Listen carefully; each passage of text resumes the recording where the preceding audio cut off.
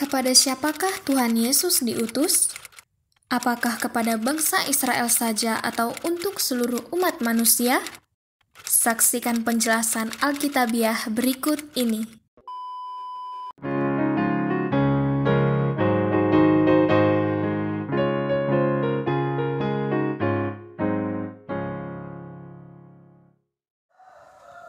Ya, kembali bersama dengan saya, Gembala Re.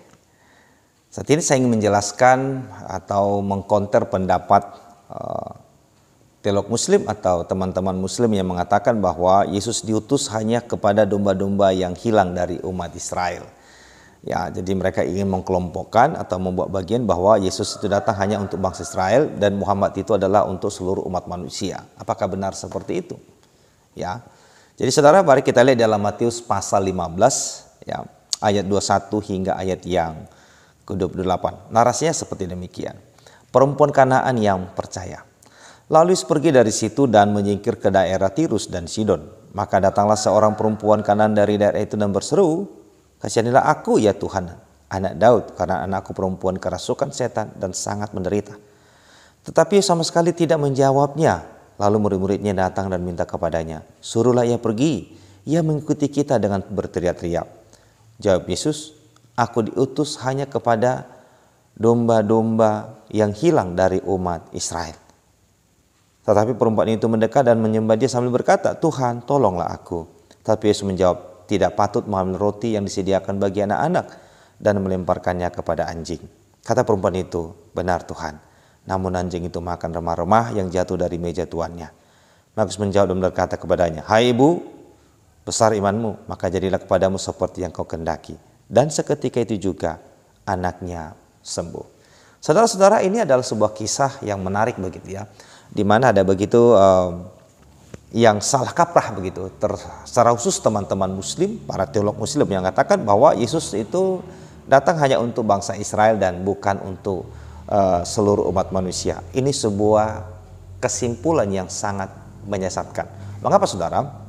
Nah, mereka tidak mengerti Alkitab, ya, mereka tidak mengerti Alkitab. Nah, sebetulnya Yesus datang ke dalam dunia itu untuk menggenapi dua hal penting sebetulnya. Yang pertama janji kepada Adam, yang kedua janji kepada Daud. Janji kepada Adam adalah bahwa ketika Adam jatuh dalam dosa, ia akan mengutus juru selamat yang akan mati menggantikan manusia dihukumkan di neraka. Seluruh umat manusia di muka bumi ini adalah anak daripada Adam dan Hawa. Tidak ada dari hasil evolusi. Ya, evolusi itu adalah kebohongan gitu ya. Dongeng ya, dongeng nenek tua. Ya, hanya orang bodoh dan dungu saja yang mau percaya dengan manusia itu berasal dari monyet begitu ya. Sampai detik ini monyet tetap monyet dan tidak pernah menjadi manusia. Dan tidak ada satu fosil pun yang mendukung teori evolusi yang manusia berasal dari simpanse. Ya. Jadi kalau ada orang percaya bahwa manusia berasal dari monyet, silakan Anda panggil dia anak monyet. Ya, dan orang yang meyakini teori tersebut jangan tersinggung ketika Anda dipanggil monyet begitu ya. Karena memang Anda meyakini Anda dari monyet. Nah, tetapi kalau kami yang percaya Tuhan menciptakan kami seturut gambar dan rupanya, maka kami tidak akan marah ketika kami dipanggil anak Tuhan. Sebab itu posisi yang sangat mulia. Tapi jangan kamu panggil kami ini anak monyet begitu ya, karena kami tidak percayakan hal itu. Ya, jadi kita kembali lagi tadi bahwa kedatangan Sang Juru Selamat ke dalam dunia atau Yesus Kristus adalah untuk menggenapi dua hal yang saya katakan tadi, menggenapi janji kepada Adam, menggenapi janji kepada Daud. Penggenapan janji kepada Adam adalah untuk menggantikan manusia dihukumkan di neraka. Sang Juru Selamat itu yang digambarkan sebagai domba korban di dalam perjanjian lama, yang selalu dilakukan, yang selalu dipersembahkan, sesungguhnya itu adalah gambaran pengorbanan Juru Selamat yang akan datang. Itulah sebabnya ketika Juru Selamat datang, maka penyembelihan hewan korban itu tidak lagi dituntut atau dia tiadakan. Justru orang yang masih melakukan penyembelihan hewan korban itu adalah sebuah kesalahan fatal.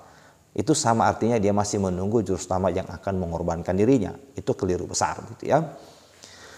Nah, kalau kita baca perjanjian baru, tidak ada lagi instruksi Tuhan untuk mempersembahkan hewan korban.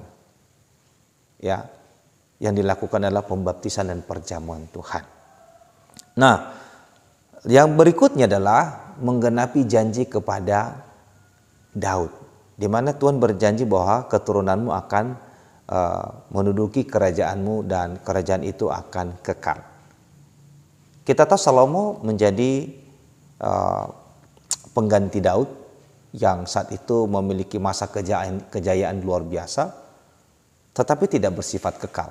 Hari ini sudah tidak ada, begitu ya. Nah, jelas itu bukan keturunan secara daging, ya, bukan keturunan secara daging, secara biologis bukan, tetapi keturunan di mana nanti sang juru selamat itu, raja yang dari segala raja itu akan lahir dari atau keluar dari rahim putri raja. Maria itu adalah putri Raja Daud dari keturunannya, yaitu dari Nathan. Sementara Yusuf itu adalah putra daripada atau keturunan raja dari Rehabeam atau Salomo. Ya. Nah, itu dia saudara ya. Nah, jadi sebenarnya pada saat itu kalau kita baca Matius pasal 15 ini, di mana Tuhan masih menawarkan kepada bangsa Israel untuk percaya kepadanya supaya janji yang disampaikan kepada Daud itu digenapi. Janji apa? Mendirikan kerajaan damai sejahtera. Mendirikan kerajaan 1000 tahun. Kerajaan kerajaan damai sejahtera itu. Atau kerajaan Shalom kata mereka begitu ya. Makanya kalau kita baca misalnya dalam Kisah Para Rasul pasal yang pertama ayat yang ke-6 ya, Kisah Para Rasul pasal yang pertama ayat ke-6 ayat 6 dan 7 ya. Dikatakan begini, maka bertanyalah mereka yang berkumpul di situ, Tuhan, maukah engkau pada masa ini memulihkan kerajaan bagi Israel? Jawabnya, engkau tidak perlu mengetahui masa dan waktu yang ditetapkan Bapa sendiri menurut kuasanya. Tuhan tidak membatalkan pendirian kerajaan itu, tetapi menunda. Kenapa ditunda? Karena bangsa Israel yang akan menerima janji itu menolak Mesias, Raja mereka. Jadi konteks Matius pasal 15, ketika Tuhan Yesus berkata bahwa aku diutus hanya kepada domba-domba yang hilang dari umat Israel, adalah dalam rangka untuk menggenapi janjinya kepada Daud bahwa jikalau mereka percaya bahwa dia adalah Mesias itu, maka pendirian kerajaan Daud atau kerajaan mesianik itu segera berlangsung. Ya. Jadi kalau bangsa Israel menerima Mesias yaitu juru selamat itu sebagai Tuhan dan juru selamat mereka pada saat itu, maka mereka akan mengukuhkan dia sebagai raja. Tentu sikap itu akan dianggap sebagai bentuk pemberontakan oleh kekaisaran Romawi. Sebab Israel pada saat itu adalah wilayah kekuasaan daripada Romawi. Kalau bangsa Israel menerima Yesus itu sebagai Mesias, itu raja yang mereka nanti-nantikan, maka tindakan itu akan dianggap sebagai bentuk pemberontakan atau pengkudetaan terhadap kekaisaran Roma.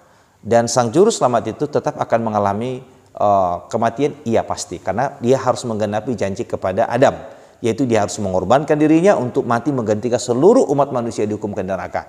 Tentu pengaplikasian daripada seluruh itu adalah mereka yang menerima. Ya, jadi dosa seseorang itu akan diampuni kalau orang itu beriman. Ya, kita tahu bahwa Adam, Nuh, Abraham, Musa, mereka akan masuk surga kalau mereka beriman kepada sang juru selamat yang akan datang. Jadi karena mereka sudah meninggal, maka Tuhan menyimpan mereka sementara waktu di Seol, di tempat penampungan sementara sampai juru selamat datang menggantikan mereka dihukum di neraka. Itulah sebabnya kalau kita baca dalam Matius pasal yang ke-27 ayat 51 dan 52, ketika Yesus Kristus sang juru selamat itu menghembuskan napas terakhirnya atau menyerahkan nyawanya, mencurahkan darahnya ke tanah, maka pada saat itulah orang-orang perjanjian lama tertebus dan roh-roh mereka bangkit dari kubur dan masuk ke kota kudus, ya. Jadi boleh Anda baca di dalam Matius pasal 27 ayat 51 sampai 52. Jadi saudara-saudara, ini adalah sesuatu hal yang sangat sederhana untuk kita pahami. Ya, Tuhan Yesus mengatakan begitu karena ingin memberikan kesempatan kepada bangsa Israel untuk menerima Dia sebagai Mesias mereka, dan kalau mereka terima maka kerajaan yang dijanjikan kepada Daud akan terwujud. Tetapi karena menolak, ya, karena bangsa itu menolak, maka Tuhan menundanya, ya, menolak dan ditunda kerajaan itu. Lalu estafet untuk menyampaikan kebenaran itu dipindah tugaskan kepada gereja. Ya, tugas bangsa Israel itu adalah untuk memberitakan kabar baik kepada dunia bahwa juru selamat akan datang dan lahir dari keturunan mereka. Tetapi karena ditolak, maka Tuhan dirikan institusi baru, yaitu gereja, untuk menggantikan mereka. Semoga hal ini membantu Anda memahami kebenaran dengan baik. Tuhan Yesus memberkati. Salam. Jika saudara-saudara merasa terberkati dengan video ini, silakan like, subscribe, dan share supaya semakin banyak yang mendapat berkat rohani dari video ini. Tuhan memberkati dan Maranatha.